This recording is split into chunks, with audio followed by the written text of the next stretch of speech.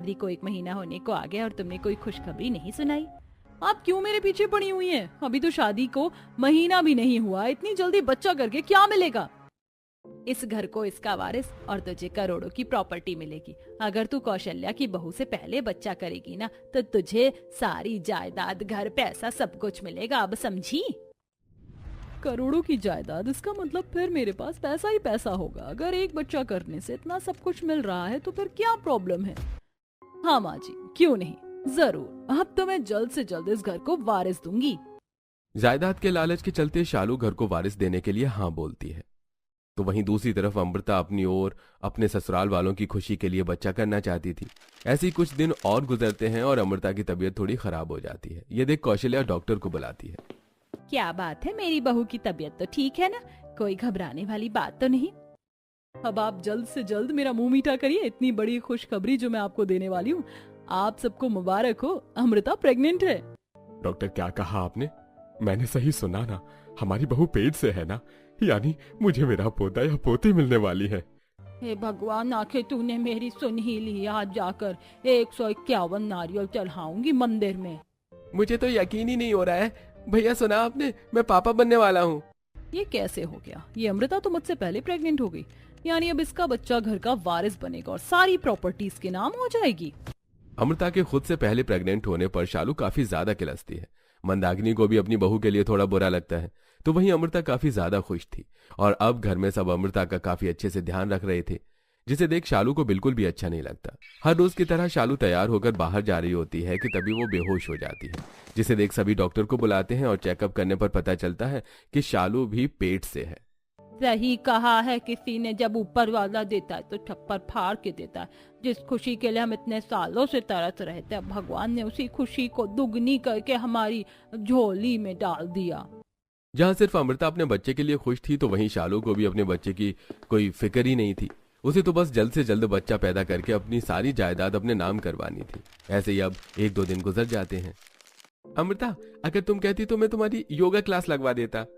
अरे नहीं जी, बाहर जाने से अच्छा है कि घर में ही योगा कर लूं। मैं तो सोच रही हूँ कि कल से माँ जी के साथ शाम की सैर पर भी चली जाऊं।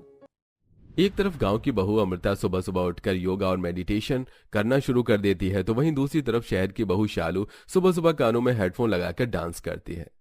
धीरे धीरे इकरार में, कभी कभी इंतजार में, उसके ही प्यार में झूमे जिया रे, क्रेजी किया रे, वो क्रेजी क्रेजी किया रे, ओ क्रेजी क्रेजी किया रे। गाना गाते हुए डांस कर ही रही थी कि तभी मंदाकिनी आती है और उसके कानों से हेडफोन निकालकर, तेरा दिमाग तो नहीं खराब हो गया है? शुरुआती महीनों में सबसे ज्यादा ध्यान रखना चाहिए और तू है कि कानों में हेडफोन लगाकर डांस कर रही है। माँ जी, मेरे साथ मेरा बेबी भी तो डांस कर रहा है ना, वो भी खुश है। पागल लड़की, शुरुआती महीने में बच्चा बनता है, पेट में इस तरह उछल कूद करेगी ना तो बच्चे की शेप बिगड़ जाएगी, समझी? इतने सालों में पहली बार घर का चिराग जलने जा रहा है और तू है कि चिराग जलने से पहले उसे बुझाने में लगी हुई है। शालू का मुंह बन जाता है। थोड़ी देर में शालू जब नीचे नाश्ते के लिए आती है तो देखती है कि अमृता की नाश्ते की प्लेट काफी चीजों से भरी हुई है। हर चीज में भर भर कर घी डाला हुआ है। इतना घी खाओगी तो फूल कर गुब्बारा बन जाओगी और फिर तुम्हारा बच्चा कम और हिप्पो का बच्चा ज्यादा लगेगा। मुझे देखो, मैं कितना ज्यादा लाइट और हेल्दी नाश्ता करती हूँ। ब्रेड जैम खाना कब से हेल्दी नाश्ता हो गया शालू? ऐसी हालत में घी, मक्खन, दूध लेना सेहत के लिए काफी अच्छा होता है, तभी तो बच्चे को प्रोटीन और विटामिन मिलेगा। तुम गांव की गवार अब मुझे सिखाओगी कि प्रोटीन विटामिन क्या होता है? इसका मतलब भी पता है? शालू, मैं भले ही गांव की हूँ लेकिन इसका मतलब ये नहीं कि गवार हूँ। तुम सिर्फ ग्रेजुएट हो और मैं पोस्ट ग्रेजुएट। तुमने आर्ट्स ली थी और मैंने कॉमर्स, तो तुम फर्क तो समझ ही सकती हो। अमृता का ऐसा करारा जवाब सुनकर शालू के मुंह से एक शब्द नहीं निकलता और अब शालू सीधा अपने कमरे में जाकर बाहर से पिज्जा बर्गर मंगवा कर खाती है। ये न्यू बर्गर तो काफी ज्यादा टेस्टी है, अब से यही मंगवाऊंगी। ये तुम क्या ऊटपटांग खा रही हो? कम से कम हमारे बच्चे के लिए तो थोड़ा कंट्रोल करो खुद पर। आशीष की बात सुन शालू उसके सामने तो ब्रेड पिज्जा रख देती है, लेकिन पीठ पीछे बर्गर पिज्जा खाना नहीं छोड़ती। यूं ही कुछ समय गुजरता है और आज अमरावती अपने दोनों पोता बहू को बुलाती है। ये देखो, ये तुम दोनों के पतियों के कपड़े हैं। जब वो दोनों हुए थे ना तो मैंने अपने हाथों से उनके लिए ये कपड़े बनाए थे। ये टोपी, जुराब और देखो दस्ताने कितने प्यारे हैं ना। दादी जी, आपने आज तक इन्हें संभाल के रख रखा है, कितनी ज्यादा प्यारे हैं। जब मेरा बच्चा होगा ना तो मैं तो उसे यही पहनाऊंगी। लेकिन दादी जी मैं ये कपड़े नहीं पहनाऊंगी अपने बच्चों को, पैसों की कमी थोड़ी ना है हमारे पास नए कपड़े लेने के लिए।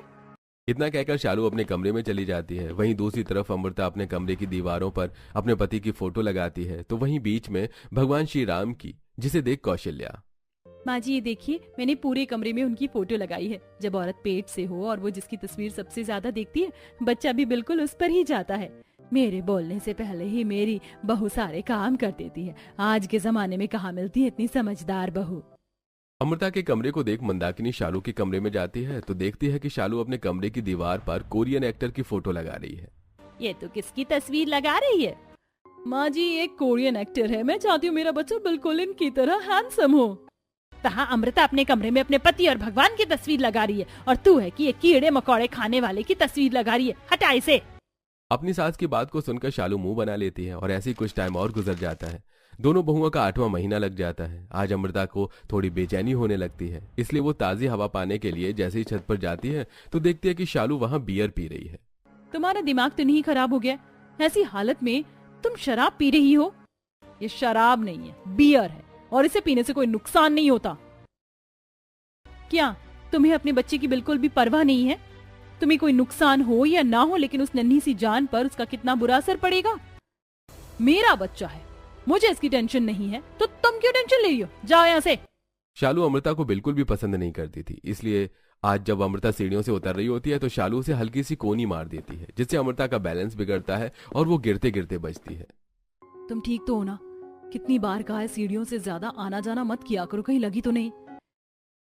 हाँ अमृता जरा आराम से, आखिरकार मेरी तरह तुम भी तो इस घर को वारिस देने वाली हो। अमृता जानती थी अगर वो शालू की इस हरकत को घर में सबको बताएगी तो बहुत बड़ा कलेश हो सकता है, इसलिए वो चुप रहती है। जहां एक तरफ अमृता घर में सभी के साथ बैठकर हंसी मजाक करती बातें करती है, तो वहीं शालू 24 घंटे अपने कमरे में रहती। ये देखकर अमरावती, मंदाकिनी कैसी बहू लाई है, तू 24 घंटे कमरे में रहती है। उसे जरा बोल, इतना भी आराम करना ठीक नहीं है, थोड़ा बाहर आए चले फिरे। मंदाकिनी जब भी शालू से कुछ कहती तो वो उल्टा अपनी सास को जवाब देती। दोनों ही बहू की डिलीवरी को अब 2 से 3 हफ्ते रह गए थे।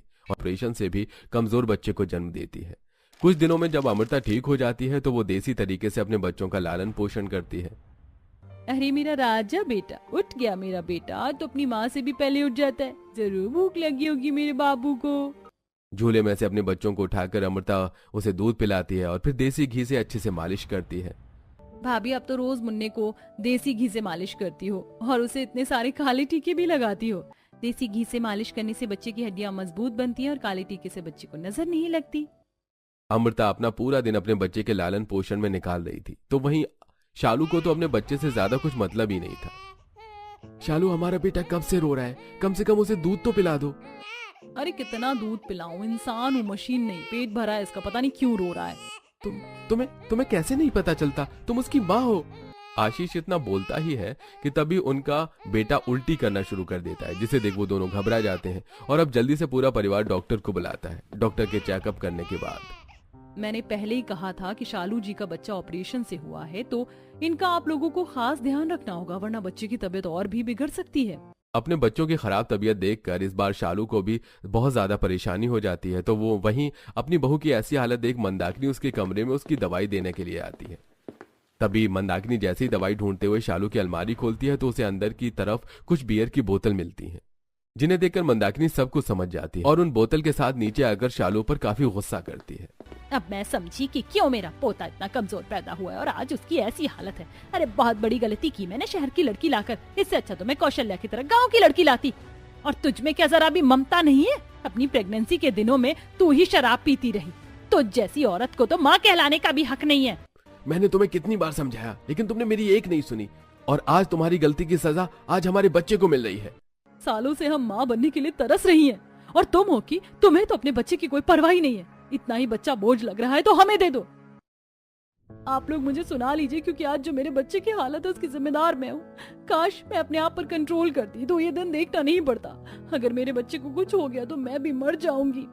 शालू, ये तुम किस तरह की बातें कर रही हो? जो होना था सो हो गया, पर अभी भी देरी नहीं हुई, हम सब हैं तुम्हारे साथ।